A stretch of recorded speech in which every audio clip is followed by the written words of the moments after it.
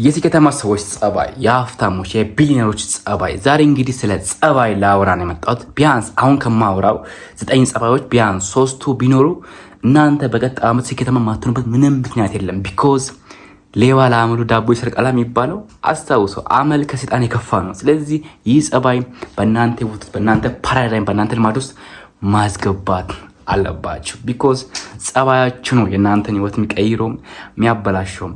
ዛሬ እንግዲህ የስኬታማ ሰዎችን በማጥናት ጸባዮችን እናንተ ልናገምት ይቻላል። በረምብ እስከሚያልቅ በማዳመጥና ይህን ቪዲዮ ሳብስክራይብ፣ ላይክ፣ ሼር በማድረግ ለብዙ ሰው ማዳረስ እንዳይረሳ። የመጀመሪያው የስኬታማ ሰዎች ጸባይ ሁልጊዜም ማልዶ ይነሳሉ። ከቀኑ እኩል ይጀምራሉ። ከቀኑ ኋላ አይቆሩም። አያችሁ፣ ከቀኑ እኩል ሲጀምሩ አእምሮአችሁ በፍጥነት ማሰብ ይጀምራል፣ ወደ ተግባር ይገባል፣ ይነቃቃል፣ ሞቲቬሽኑ ኦን ይሆናል። ስለዚህ ከቀናችሁ እኩል ጀምሩ። ልክ 11 ሰዓት ላይ አላርም ሙሉ ተነሱ። እኔ እኮ መነሳት ከበደኝ ካላችሁ የ5 ሰከንድ ህግን ተጠቀሙ። 1 2 3 4 5 ብድግ ካልጋ በቃ አለቀ። ምንም ምክንያት አያስፈልግም። እኔ እኮ አሞኛል ብድግ በቃ። መጀመሪያው ነገር ይሄ ነው። ካልጋ ብድግ ብለህ ተነስተ ሲቀጥልስ የተነሳበትን አልጋ ማንጠፍ። ምክንያቱም የመጀመሪያ ስራ መሆኑ የተኛበትን አልጋ ስታነጥፍ ነው ቀን ያማረና ደስተኛ ስኬታማ የምትውሉ። ስለዚህ ማልዳችሁ ከቀኑ እኩል በመነሳት ቀናችሁን ማሳመር አለባችሁ። ሁለተኛው ስኬታማ ሰዎች በሙሉ ስሜት፣ በሙሉ ኃይል፣ በሙሉ አቅም ይሰራሉ። አስታውሱ፣ ብዙ ያልቃጠለ እሳት አያሞቅም ወይም ምግብ አያበስልም።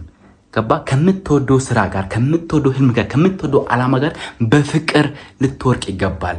ያ ማሳካ የምትፈልገውን ራዕይ ልትወደው ይገባል። እንዴት ነው? ልክ እንደናፈቃት ፍቅረኛ ለማግኘት እንደሚጓጓ ሰው ማለት ነው። ማትወደው ስራ ከሆነ ህይወትን አይቀይረውም። ስለሚከፈል ብቻ የምትሰራ ከሆነ ህይወትን አይቀይረውም። ስለዚህ በሙሉ ስሜት ልትሰራ ይገባል የምትወደውን ነገር። እግዚአብሔር ነው የምልህ። እየጠላ ወይም ስለሚከፈል ብቻ የምትሰራ ከሆነ ያ ነገር ህይወትን አይቀይርም። ለዛም ነው የዓለማችን 99% ሰዎች እድሜ ልካቸው ተቀጣሪ ሆነው የሚቀሩት ስራውን ሳይሆን ገንዘቡን ስለሚወዱ ነው። ስራውን ልትወዱ ይገባል። ሶስተኛው ነገር ስኬታማ ሰዎች ወጥረው ይሰራሉ ወይም በትንሹ ይታመናሉ። አየ፣ አሁን በእኛ እጅ ላይ ያለችዋ ትንሽዋ ስራ፣ እግዚአብሔር ለኛ የሰጠው ትንሽዋ ገቢያችን የሚያበላ ስራችንን የምትንቁ ከሆነ፣ ይሄ አይገባኝም የምትሉ ከሆነ ወይም በነማሰሩ ከሆነ እግዚአብሔር በትልቁ ላይ እንዴት ነው ታዲያ የሚሾማችሁ? ንገሩኝ እስቲ። ስለዚህ በትንሹ መታመን አለባችሁ። ወጥራችሁ ልትሰሩ ይገባል። አስታውሱ፣ ስኬታማ ሰዎች ትላልቅ ስራዎችን አይሰሩም። ትናንሽ ስራዎችን ግን በትላልቅ መንገድ ነው የሚሰሩት። ሰማችሁኛ? ስለዚህ ትናንሽ ስራዎችን በረም አድርጋችሁ ስሩ። አቅማችሁን አሳዩ። ለእግዚአብሔር እንደምትፈልጉት አሳዩ። ያኔ ከምትፈልጉት ቦታ ያደርሳችኋል። እግዚአብሔር ራሱ የምታምልኩት አምላክ ራሱ ማለት ነው። ስለዚህ ወጥራችሁ ልትሰሩ ይገባል። ይህ በጣም ወሳኝና ወሳኝ ነው። ያለን ነገር አተናቅ፣ ባለ ነገር መጀመር አስፈላጊ ነው። አራተኛው ስኬታማ ሰዎች ኖ ዴይ ኦፍ የሚል ህግ አላቸው። እኔ መስማማበት በጣም ትልቅ ህግ ነው። ምክንያቱም ይህ ህግ አንድ ነገርን ለማሳካት ፈልገው ወይም አሁን ካሉበት የስሜት የገንዘብ ማጣት ለመውጣት ሲፈልጉ ኖ ዴይ ኦፍ ናቸው። ምክንያቱም አሁን ካሉበት ችግር እስኪወጡ ድረስ ይሰራሉ። ሁሌም ይሰራሉ። የሚዝናኑት በስራ ነው። የሚያወሩት ስለ ስራ ነው። የሚውሉበት ስራ ስለሚያወሩ ሰዎች ጋር የሚውሉት ኢቭን በቃ ሙሉ ነገር ስራ ነው። ለምን አትሉኝም? ምክንያቱም አሁን ያሉበትን ህይወት ስለሚጠሉ ለመቀየር ስለሚፈልጉ። ስለዚህ እናንተም አሁን ያላችሁበትን ህይወት ለመቀየር ከፈልጋችሁ ኖ ዴይ ኦፍ ላችሁ ለአእምሯችሁ ንገሩ። ምንም እረፍት የሚባል ነገር የለም። ይሄን ነገር ሳላሳካ፣ እዚህ ጋር ሳልደርስ፣ መኪና ሳልገዛ፣ ቤት ሳልገዛ፣ የሆነ ፈልጎት ሳላሳካ እዚያ ቁጭ ብዬ ኖ ዴይ ኦፍ ስሜት አልባ ናቸው ስኬታማ ሰዎች። ደስ ብላችሁም ይሰራሉ፣ ደስ ባላችሁም ይሰራሉ፣ ቢዘንብም ባይዘንብም ይሰራሉ። ሁሌም ስራ ላይ ናቸው። ለዛም ነው ከዓለማችን 1% ሰዎች ብቻ የዓለማችን 99% ሰዎችን የሚቋጠሩት የሚያሳድሩት ስለሚሰሩ፣ ኖ ዴይ ኦፍ ስለሚሉ፣ ምንም እረፍት ስለሌላቸው፣ ለህልማቸው ስለሚታገሉ ነው። እናንተም የምትፈልጉት ዓላማ፣ ህልም፣ ራዕይ ካላችሁ ማለት ነው ለዛ ህልም ሁሌም ኖ ዴይ ኦፍ በሉ። ያለዛ ህልም እናንተ ምንም እንደሆናችሁ ይሰማችሁ። ያን ነው አሁን ካላችሁበት ህይወት የሚቀይራችሁ የሚያወጣችሁ እግዚአብሔር ነው። ይህ ነው ትልቅ ነገር። አምስተኛው ነገር ስኬታማ ሰዎች የውሳኔ ሰው ናቸው ወይም ኃላፊነት ይወስዳሉ። ወደ እነሱ የመጣውን ችግር፣ ወደ እነሱ የመጣውን ስቃይ ኦር ምንም ነገር ቢሆን በእነሱ ህይወት ላይ የተከሰተውን ነገር ይቀበላሉ። እንትና እኮ ነው፣ በእንትና ምክንያት እኮ ነው። አያማርሩም። ኦልሬዲ ይቀበሉታል። የምሬ ነው የምላችሁ። ገባችሁ? አሁን በእናንተ ህይወት ላይ የመጣውን ችግር የመጣውን እያንዳንዱ ነገር ሰው ላይ መቀስሩ ከሆነ አትቀየሩም። አማራሪ ነው የምትሆኑት። የሆነው ሆኗል፣ ግን ኃላፊነት መውሰድ ጀምረው። ለውድቀታችሁ ኃላፊነት ውሰዱ፣ ለስፍናችሁ ኃላፊነት ውሰዱ። እግዚአብሔር አለ አትቀየሩማ። ምክንያቱም አእምሮ ማማረር ከለመደ እድሜ ልኩን ያማረረ ይውላል እንጂ መቼም አይቀየርም። ስለዚህ ኃላፊነት ወስዳችሁ የሆነው ሆኗል ብላችሁ ራሳችሁ እንደገና ማስተማር፣ እንደገና መቀየር፣ እንደገና ነገሩን አጀስት ማድረግ አለባችሁ እንጂ አታማሩ። ኃላፊነት መውሰድ ጀምሩ። ስድስተኛው ነገር ስኬታማ ሰዎች ሁሌም አዳዲስ ነገር ይማራሉ። ሁሌም ከህይወት ይማራሉ። አስታውሱ፣ ሞኝ ሰው ብቻ ነው ሁሉ ነገር አውቃለሁ የሚለው። ብልጥ ሰው እያወቀም አላወቀም ነው የሚለው። ስለዚህ ከህይወት ልትማር ይገባል። ትላንት ባወቀው እውቀት፣ ትላንት ባለ አቅም፣ ትላንት ባለ አስተሳሰብ ዛሬን መምራት፣ መስራት፣ ማደግ አትችሉም ጋይስ። እግዚአብሔርን ነው የምላችሁ። ስለዚህ ሁሌም አዳዲስ ነገር ለመማር አእምሯችሁን ክፍት፣ ልባችሁን ክፍት ማድረግ አለባችሁ። ይህ ካልሆነ ግን ሁሌም አታድጉም። ምክንያቱም የሚያውቅ ሰው ነው የሚያድገው። ምክንያቱም እውቀት ብርሃን ነው፣ ካለህበት ጨለማ የሚያወጣ ቁልፍ ነው። ስለዚህ ማወቅ አለባችሁ። በምትፈልጉት የሥራ ዘርፍ፣ በምትፈልጉት ህይወት ልታውቁ ልታሳኩ ይገባል።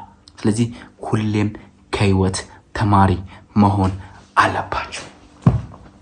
ሰባተኛው ነገር ስኬታማ ሰዎች ለቃላቸው ታማኝ ናቸው። ይህ ነው ቃላቸውን ለማሳካት የሚችሉትን ያክል ርቀት ይጓዛሉ። በቃ የማያደርጉት ነገር የለም። ቢኮዝ ቃል ትልቅ አቅም አለው። አስታውሱ፣ ቃል የሀገሬ ሰው እንኳን ሲናገር ቃል የእምነት ዕዳ ነው ይልባል የለ። ስለዚህ ለቃላችሁ ታማኝ ሆኑ።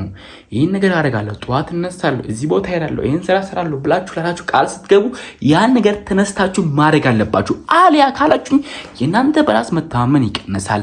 ራሳችሁ ላይ መጠራጠር ጀምራችሁ እኔ እኮ እንዲህ ነበር፣ ድሮም እኮ አረባም፣ እኔ እኮ ዝም ብዬ አፈኛ ወረኛ። ራሳችሁን ወቃሽ ነው የምትሆኑት። ሰማችሁ? ስለዚህ ለራስ መታመን አለብህ። ለቃል መኖር አለብህ። ወይ ቃል አትግባ፣ ወይ የገባውን ቃል ፈጽም።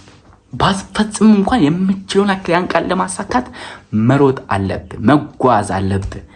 ካለፈው ህይወት ተምረ አሁን ላይ አዲስ ነገር ለማምጣት መሽቀዳደም አለብህ። አስታውስ፣ ቃል ትልቅ አቅም አለው። ይፈጥራልም ያጠፋልም። ምክንያቱም እኛ በፈጣሪ አምሳያ ነው የተፈጠርነው። እግዚአብሔር ይህ ምድር ሲፈጥር በቃሉ ነው የፈጠረው። ሰማይን ሁን አለ ሆነ፣ ምድርን ሁን አለ ሆነች። ሰውን ብቻ ነው ከምድር አፈር የሰራው። ስለዚህ አንተም በቃል ዓለምን ትፈጥራለህ ወይም ዓለምን ታጠፋለህ። ይህ ነው ትልቁ ሚስጥር፣ እንዳትሸወድ። ስምንተኛው ነገር ስኬታማ ሰዎች ሁልጊዜ እድል ጠባቂ አይደሉም፣ ጠንክሮ ይሰራሉ። ምን ማለት ነው? ካለፈው ስህተታችሁ ተምሮ ያን ስህተት ደግሞ ላለመስራት ከራሳችሁ ጋር ውል ይገባሉ፣ ይፈራረማሉ።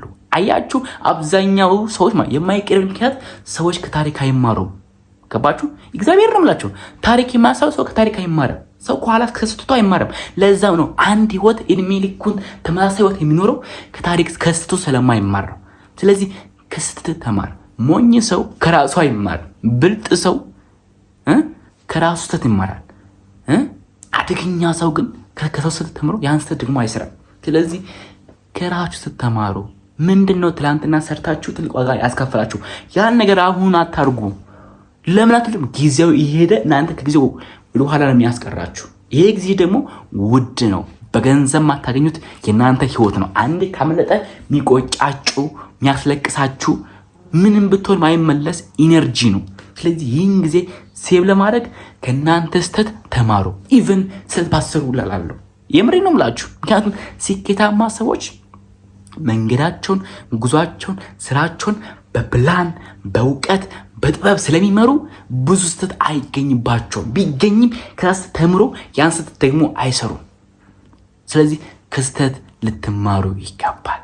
አልያ የእናንተ ህይወት እዛው ነው። ልክ እንደ ድንጋይ ቁጭ ነው፣ አትቀየሩም። ስለዚህ ከእናንተ ስህተት ልትማሩና ነገሩን ማስተካከል ልትጀምሩ ይገባል። ያኔ ነው መቀየርና መለወጥ የምትችሉት። 9ኛው ስኬታማ ሰዎች አእምሯቸውን፣ ልባቸውን፣ ስጋቸውን፣ መንፈሳዊ አካላቸውን ሁሌም ቢሆን ያሰራሉ። ከማደንዘዝ ከዲስትራክሽን ዓለም ሁሌም ቢሆን ይወጣሉ። ለምን አትሉኝም? ቢኮዝ የዓለማችን 99% ሰዎች ናቸው አላማ የላቸውም፣ ህልም የላቸውም፣ ራዕይ የላቸውም። ስለዚህ የሰውን አላማ፣ የሰውን ቪዲዮ፣ የሰውን ቲክቶክ እያዩ ቀናቸውን ይገላሉ። ሰማችሁኛ? እናንተ የት ጋ ናችሁ? ራሳችሁን ጠይቁ። አላማ ከሌላቸው ወይስ አላማ ካላቸው? ከ1% ወይም ከ99% የት ጋ ጠይቁኝ። የት ጋ ናችሁ? ስለዚህ አእምሯችሁን ልትሰሩ ይገባል። አእምሯችሁን ሪፕሮግራም ማድረግ አለባችሁ። ምንድን ነው አእምሮ ካላችሁ? አእምሯችሁ በሁለት ይከፈላል፣ ድብቁና ንቁ ተብሎ ማለት። ድብቁ አእምሮ የእናንተን ባህሪ፣ ልማድ፣ ስሜት ይቆጣጠራል። ለምሳሌ አይ ዛሬ ደብሮኛል፣ በቃ ዛሬ ቀን አይደለም፣ ዛሬ ስራ አልሰራም፣ በቃ ምንድን ነው? ወይም ደግሞ አንዱ እኔ እኮ ቶሎ እናደዳለሁ፣ እኔ እኮ ቶሎ ባጨለው፣ እኔ እኮ ጸባዬ እኮ ነው፣ ምን ላድርግ ምናምን ይላሉ። ይህ ግን ጸባያቸው ሆኖ አይደለም። በልጅነታቸው አእምሯቸው ከ7 ዓመት እስከ 12 ዓመት ክፍት ስለሚሆን በዛ የገባ ፓራዳይም ወይም ቻይልድሁድ ትራውማ ነው። ያ ነው ሳብኮንሽስ ማይንዳቸው የሚቆጣጠረው። አሁን ላይ ካላችሁበት ህይወት ውጭ ሌላ ህይወት እንደሌላችሁ የሚሰማችሁ እኮ ስለሌለ ሳይሆን እንደሌላችሁ ስለተናገራችሁ ነው። ስማችሁኛ።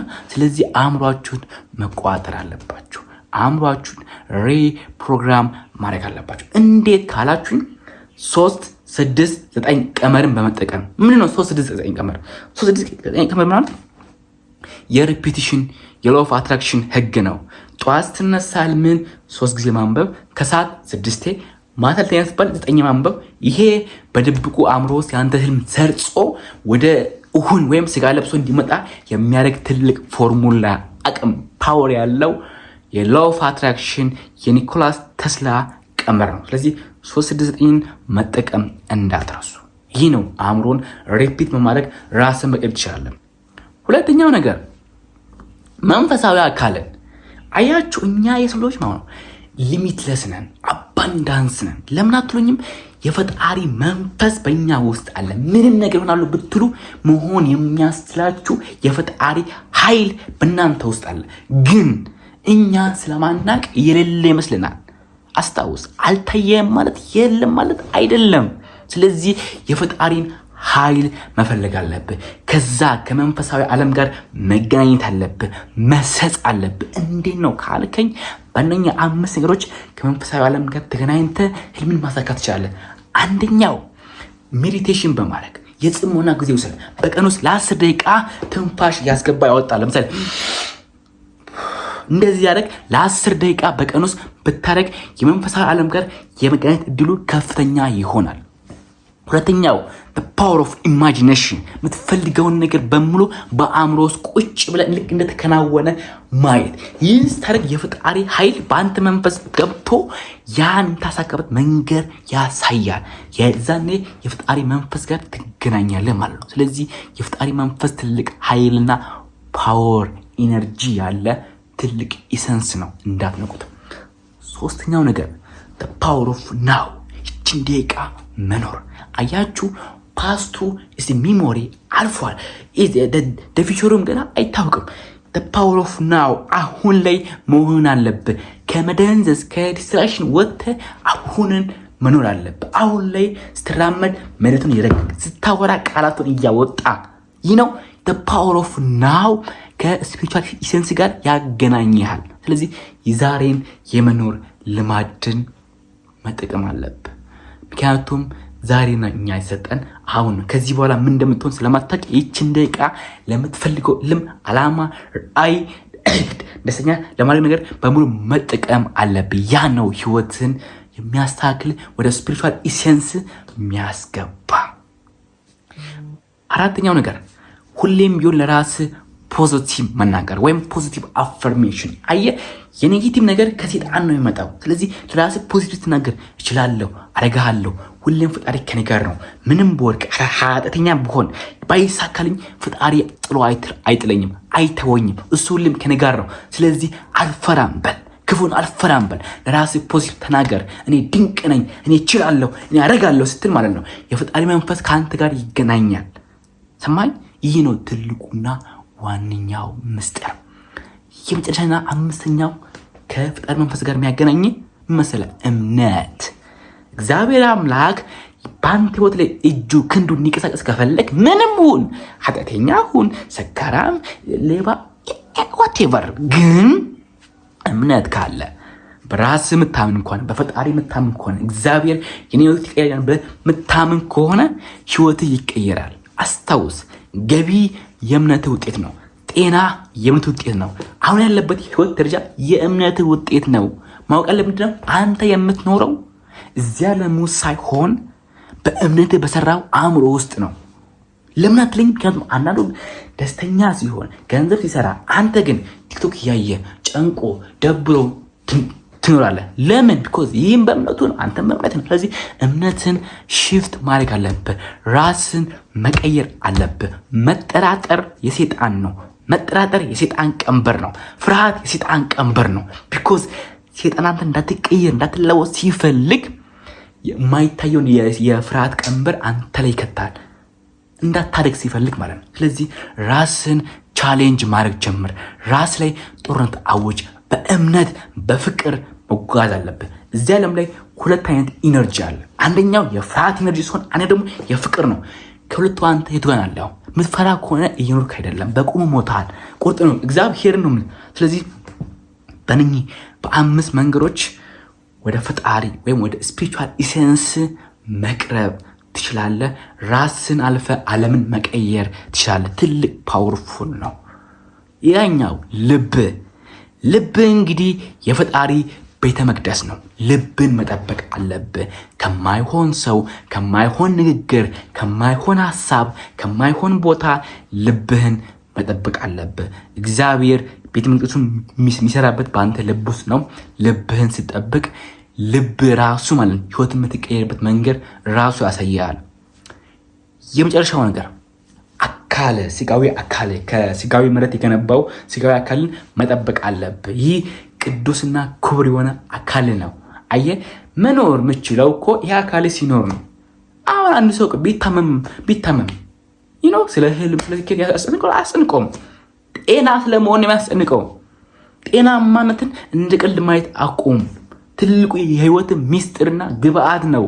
ሰማ አክብረው። ጤናህን አክብረው። ራስን ተንከባክበው። አእምሮህን ከማይሆን ሀሳብ ተንከባክበው። ልብህን ከማይሆን ሰው ተንከባከብ። ጤናህን ከማይሆን ምግብ ተንከባከብ። ከማይሆን ቦታ ተንከባከብ። ራስን ማደስ አለብህ። ሪፍሬሽ ሪፕሮግራም ማድረግ አለብህ። ያኔ ነው ህይወት የሚስተካከለው። እንደዚህ አይነት ሰዎች ናቸው ስኬታማ ባህሪ ያላቸው ሰዎች። ስለዚህ ራስ ላይ በደንብ መስራት አለብህ። የመጨረሻው ስኬታማ ሰዎች ሁሌም ቢሆን ትልቅ አደጋ ሪስክ ይወስዳሉ። ሁሌም አዳዲስ ነገር ይፈጥራሉ። የእነሱን ህይወት ለመቀየር አላማቸውን ለማሳካት ከሰው ጋር መተዋወቅ ካለባቸው ሄደው ይታወቃሉ። ይህ ነው ማድረግ በሙሉ ያደርጋሉ። ለምን? ህልመኛ አላማ ያለው ስለሆኑ ማለት ነው። ስለዚህ አንተም ሪስክ ውሰድ።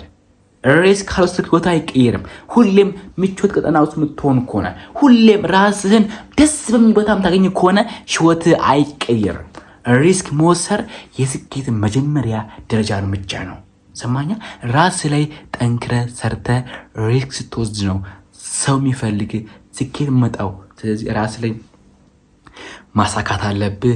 ዲስፕሊን መሆን አለብህ። የምትወደውን ሰውን የሚያሳድገን ነገር ስትሰራ ነው።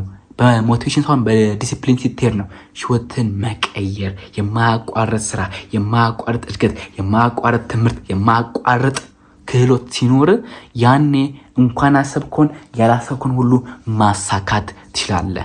እስከሚያልቅ ግን በጥሞና ልባችሁን ስታችሁ አዳምጣችሁኛል። አመሰግናለሁ። እወዳችኋለሁ። በቀጣይ በሌላ ጊዜ እስክንገናኝ ቸርን ሰንብት። ይህን ቤት ሰብስክራይብ፣ ላይክ፣ ሼር ማድረግ ለብዙ ሰው አዳርሱልኝ። ወዳችኋለሁ። መልካም ጊዜ ይሁንላችሁ። አሁን ካወራሁት የስኬታማ ሰዎች ጸባይ የትኛው ተመቻችሁ? የቱን ለመጠቀም አሰባችሁ? ኮሜንት ላይ አስቀምጡልኝ። በድጋሚ እስክንገናኝ መልካም ጊዜ